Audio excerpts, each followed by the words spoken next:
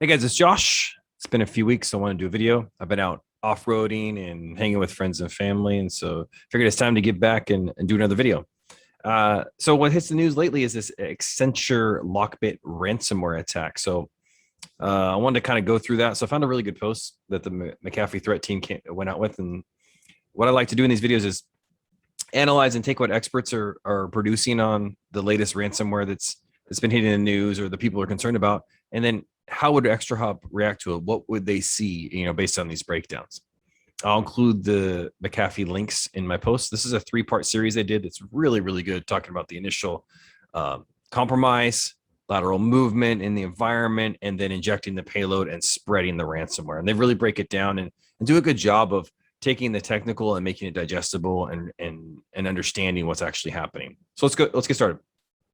First part is you got to get in somehow. And so this is really, there's nothing that sophisticated that's changed here. We're leveraging weak points in security. So RDP is a big one, remote desktop protocol. VPN brute force is another one they talked about in here. But what's interesting that I saw in these articles is that they're also saying that phishing is still a big part of it, but they're really, organizations need to look at the entire security configuration. And where ExtraHop's really good at that is we reduce your attack surface by seeing like known weak protocols that an attacker could take advantage of. Clear text passwords if I'm listening in that environment to do. We can reduce the entry points of a ransomware attack by understanding all the traffic that's moving across the network. That's something that's unique to network detection response that end user detection response, agents on your machines, and logs just aren't privy to. They're very powerful, you need them, but that's where we are really good because we can see all traffic all the time. So in each of this article, they talk about the MITRE attack frameworks and how the ransomware spread and how they got in. We do a good job of mapping to that. So you can actually see in ExtraHop the individual techniques that are being leveraged and where you're covered. So you could say like, hey, they talked about drive-by compromise in this article, or that's one of the things that I really want to cover him because MITRE is the industry leader on ATP, and I want to understand more about that. Where does ExtraHop cover me? There it is. There's the link to the MITRE attack framework. Here's the detections that are developed for that. These can be pulled directly out of all the detections and also sent to your SIM. So included in your detection, we can send that to your SIM or your SOAR or any other tool to say, here, here's the detection, ransomware, and then here's the individual technique that's being leveraged in that. Okay. What else do we have here? So they talk about some of the initial ways to get in, right? The email client, the traditional things, clicking a link, script will execute. So these are all normal things that we have protection for. This is where EDR plays really well, right? Blocking those users from making mistakes that could cost the company a lot of money. Where ExtraHop starts to take the baton from EDR is we start to look and see like, all right, now there's command and control. That we've seen some command and control behavior back and forth to the malware distribution, to the ransomware distribution. We are able to see that because we inspect all network traffic. EDR, the first thing, if I'm a sophisticated attack, is I'm going to turn it off. And they talk about this in this article is they're developing ransomware and testing it in their own labs to be able to obfuscate known EDR and antivirus tools. Not to say you shouldn't have that, they're fantastic, but you need defense in depth with EDR, network detection response, and a SIM, and possibly a SOAR. We are really good at understanding, hey, that network traffic is unusual. The way that profile is moving back and forth over TCP/80 doesn't match standard HTTP transactions, and it's possibly even speaking to a known threat feed IP. ExtraHop's going to hit on that behavior and the individual transaction associated with that because it's going to a known IP that distributes malware. So in the second one, this is where we really shine. Part two is they're talking about once you get in, they've brute force, phishing link, RDP, whatever it is. Now, what do we do once we have a foothold into the infrastructure? We can detect things like Mimikatz and the telltale signs of PowerShell Empire through looking at network traffic. So those are the tools that they're going to use, or they're going to develop pieces of this tools or forks off of this tool to be able to compromise your environment, to harvest credentials and make the attack extremely effective. Again, back to command and control. We detect several types of command and control through user behavior. Even if it's encrypted traffic, we can still see a lot of good stuff in the packets to understand and profile that behavior and start to make a determination and a detection that this is now left over from just normal SSH traffic or normal commands running from Josh's laptop to potential command and control. We can fire a detection, and then you can have that as part of your security orchestration plan and protocol. Couple other things here. This is awesome. This is like basically making the case for ExtraHop here. In a very short window, unless we do full packet capture inspection of our network traffic, right? So basically saying it's hard to do network traffic and inspection. With ExtraHop, we make that easy, right?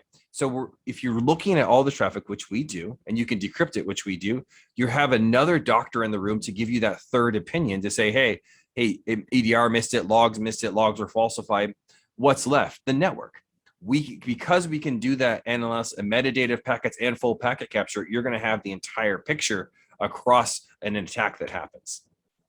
So that listener or something, again, I've repeated this a few times, but I think it's important. We're looking to see signs of those listeners in your environment as they're speaking to clients, servers, and even IoT devices. You can't put an agent in, usually logs poorly. We can see those transactions. We don't care what it is, what the device is. If it's communicating on the network, we can see it.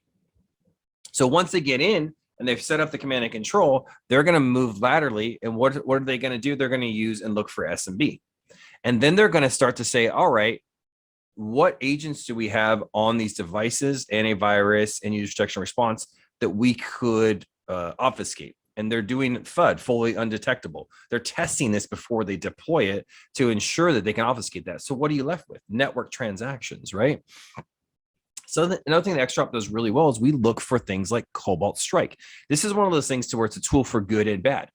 Cobalt Strike is something you absolutely should be aware of when it's in your environment.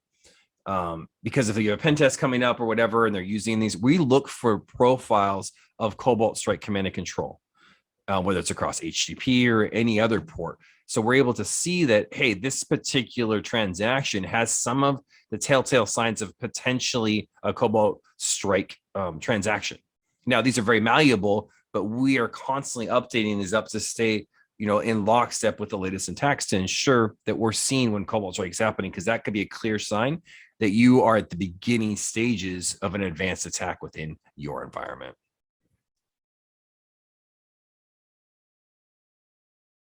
Okay, so attackers are modifying code. This makes another argument for network detection and response. So you still need, traditional tools like, EDRs, agents, AV. That stuff is great, but because we're modifying code, we really need to look at behavior rather than static file hashes, static IDS, IPS. Those are easy for these attackers to jump. Now, you obviously still want those things in your environment because those attacks still exist, right? But if you're looking for advanced threats, it's really easy for advanced threats to be able to change code, modify it. This is the stuff that's being released now is stuff that a lot of times we haven't ever seen. So we have to look at behavior rather than traditional IOCs from a static perspective or signatures to be able to understand what's happening with our environment. So understanding normal system behavior is crucial for uncovering outliers. We do that. All of our ransomware detections based on network traffic are, this is abnormal for Josh's machine to do this much read and write to a file share, and then we bubble that up for you. So making this argument for some of the things that you can do to protect yourself from LockBit is network traffic is a huge part of that. We are that third pillar. So understanding what domains you're interacting with, spikes in traffic, and not only spikes in traffic, what's inside that traffic. We parse database, SMB, we look at RDP and MSRPC commands to tell you when there's abnormal behavior. Variables and binary data moving back and forth in HTTP transactions for command and control. And I love this. Never fully trust log files. They're easy to falsify and easy to drop. That's not to say you shouldn't have logs. Logs are fantastic. We can log out from ours, but they're only one source of data in a security world that's moved to, you need to cover yourself from as many areas as possible, because they're going to take whatever string, pull on whatever string they can. And if they can start to avoid logs and they know you have logs, they know you have EDR, they're going to do whatever they can to avoid and evade those things. And so what's left is the network. How do we use the network? And then we can communicate with our partners on the EDR side and on SIM to be able to ensure that they have the valuable network data that we've tapped, and we can inform them to take their appropriate orchestration techniques or understanding what's happening. Okay. So 3 is, how do we move further within the environment? And they do a deep payload analysis. Again, I'll include these links. This is a really good article on LockBit, which is what Accenture was, according to the news, what was Accenture was hit by. So they walk through this attack that's happened in real world scenario. And this one happened to be VPN brute force. We have a detection for that. And so it was interesting to say the human factor is targeted ransomware attack goes much deeper. Where attackers successfully leverage weaknesses in security policy and misconfigurations, not just phishing attacks anymore. So it's really looking at any weakness across the organization, a misconfiguration. We're really good at understanding old protocols that are moving back and forth that someone popped up or you didn't realize we're using. And then you can then mitigate your risk and understand how much risk you're taking on by still leveraging that. When you talk to your executives, you can say, hey, we're still using SMB1 and Telnet or whatever, because this ancient applications use it. It's going to cost X to do that. But why is the risk out there? Because it's going to be ransomware and other things that are potentially take it down. So lateral movement is something, again, we're really good at. Once I get into your environment, once I fished, once you've clicked on the link, I have to start to understand what you have. LockBit is no different than any other ransomware. It's using SMB to perform network reconnaissance. It's using Microsoft remote access services to be able to administer and move laterally. We can see that when we see unusual interaction with administration accounts, and we can see read and writes directly from SMB and what files. So we give you those context-driven insights very, very quickly. Now, the deployment of the ransomware, I'm not necessarily going to go into. That's not really ExtraHop world, the malware analysis. This is interesting stuff, but we're looking for after the rock gets dropped in the pond, the symptoms of that. So I encourage you to look through it. I'll include it in my link. But then after the malware has been loaded, what does it use to copy itself? How does it make itself more of a threat within your environment? And it does that by doing SMB spreading. So it goes and it starts to find the neighbors in the environment, and then it starts to say, all right, I'm LockBit and I'm your friend. And it starts to establish SMB transactions with as many people as it can to lock down your files. We see that as unusual read and writes within the environment, or brute force SMB. Because we're uniquely set up to look at 100 gigs a second in a single appliance at every single SMB file transaction without logs or agents, we can make informed decisions about the difference between a large file download and the telltale signs of a potential ransomware attack. Cool. Then it goes into different versions of LockBit and other pieces of it. All right, cool. So glad to be back. Hope this was helpful. Let me know if there's other videos you guys want to see. I'm going to go do some more helpful tips with ExtraHop. It's been fun to do these attacks and kind of challenge myself. I was like, well, how would we see this based on what was happening? Because this is top of mind for a lot of my clients and frankly, just a lot of people in the industry. So hope everyone's staying safe and healthy, and we'll talk to you guys soon.